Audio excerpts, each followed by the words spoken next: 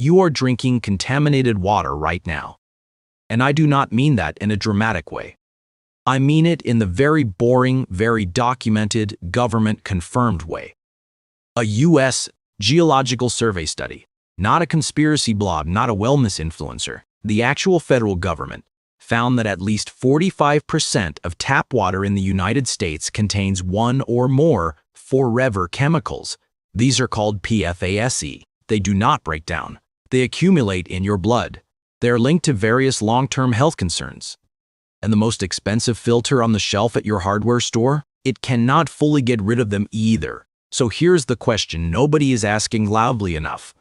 What actually works? And what if the answer is a material so well documented, so thoroughly researched, that water engineers specify it into billion-dollar municipal treatment plants? Stay with me, because what I'm about to show you is not a hack, not a life hack, and not a trend.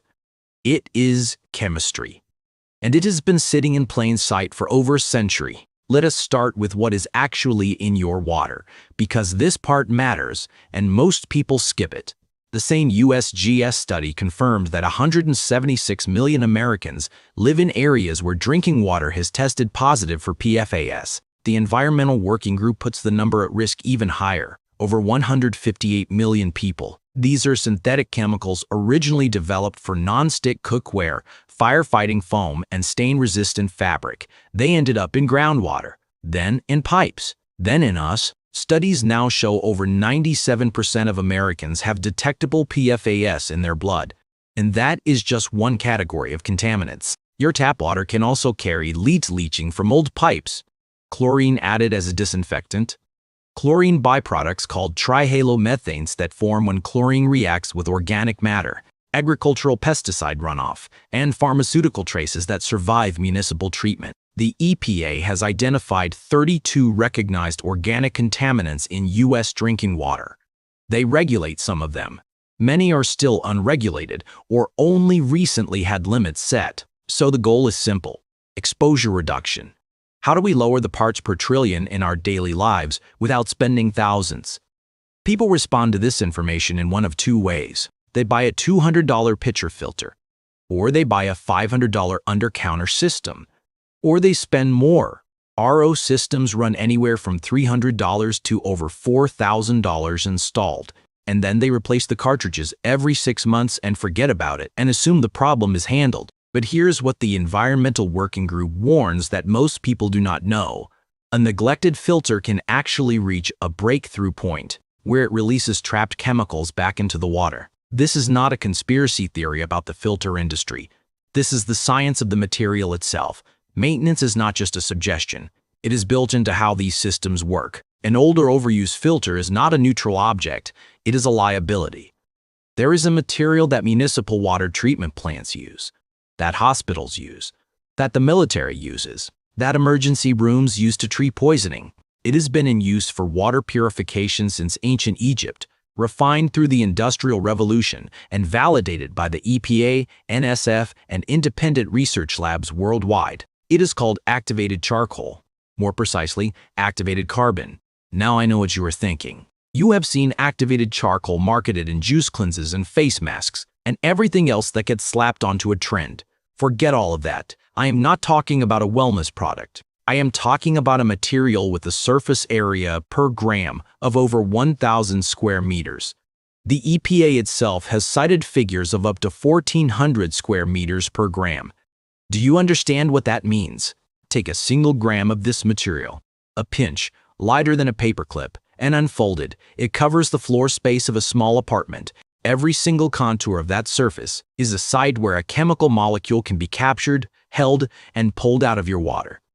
That is not a marketing claim. That is van der Waals attraction, the molecular force that causes contaminant molecules to physically adhere to carbon pore walls as water passes through. This process is called adsorption, not absorption. The difference matters.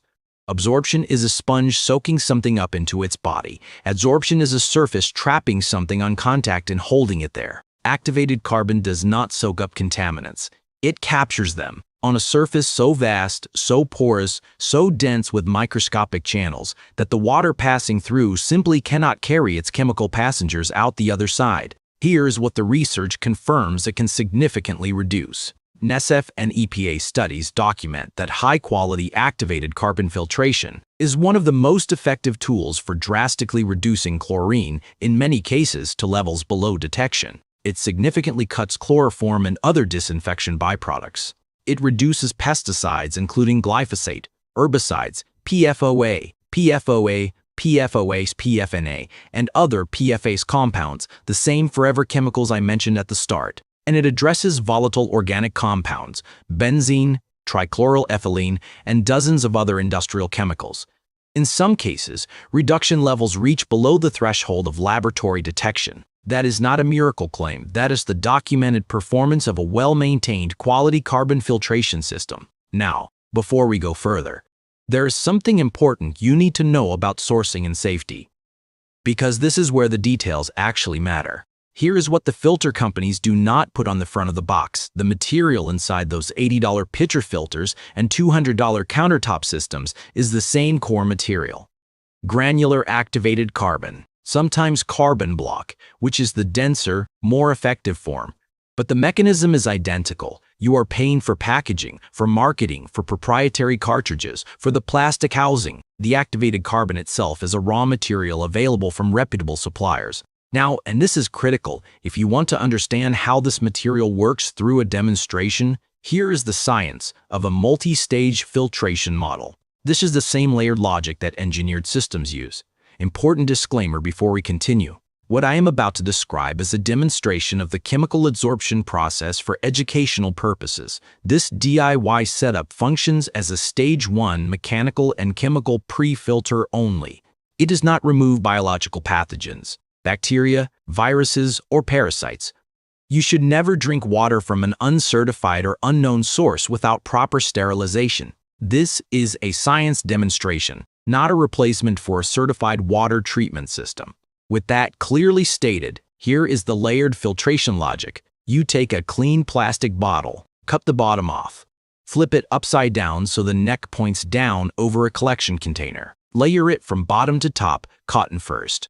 A simple cotton ball, thin and loose, then your activated carbon, then a layer of fine sand, then another cotton layer at the top. Pour your water in from the top. Let it drip out the neck. That is not improvisation. That is the exact same multi-layer filtration logic that engineered systems use. Mechanical pre-filtration with the cotton to catch particles, chemical adsorption with the activated carbon to pull out dissolved contaminants, and a polishing layer with the sand. Each layer does a different job. Skip the cotton and particles clog your carbon fast. Skip the sand and fine carbon particles can pass through. Each stage is intentional. One critical point on sourcing. If you are sourcing activated carbon yourself for any purpose, always use USP grade or food grade material. This ensures the carbon is free from industrial impurities, ash residues, or trace contaminants that are not approved for contact with drinking water. Lower grade carbon exists for industrial applications and is not appropriate here. USP grade and food grade activated carbon are available from reputable online suppliers and specialty retailers. What does a carbon-based stage 1 filter not address? Bacteria and viruses. Boiling or certified chemical treatment is required for those. Heavy metals like lead and arsenic require specialized media beyond carbon alone.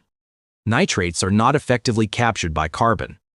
These limitations are real, well-documented, and important. A home water test kit, available for $20 to $50, is the right starting point if you are uncertain what is specifically in your water supply. Here is the open question that should be sitting with you right now. If this material is this effective, this well-documented, and this widely used in professional treatment systems, why does the average person not understand how it works?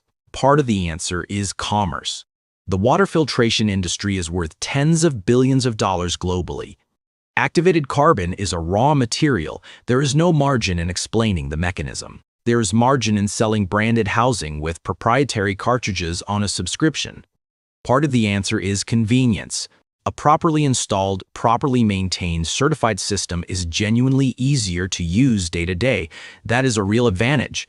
But part of the answer is simpler. People do not know what they are actually buying. They buy a filter because they are worried about their water. They trust that an expensive product means complete protection. And they never ask, what is the active ingredient here? How does it work? What are its actual limits? Now you know. One more thing, because this is the part that matters most practically. Activated carbon has a saturation point. The pore sites fill up, there is no more surface space for new molecules to attach, and when that happens, the EWG's breakthrough warning applies.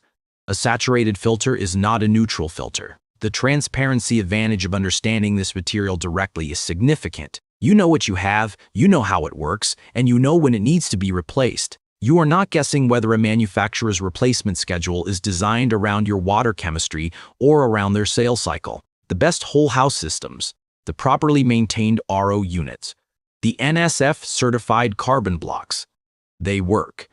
If you have one that is maintained on schedule, it is doing its job. That is the right answer for most households.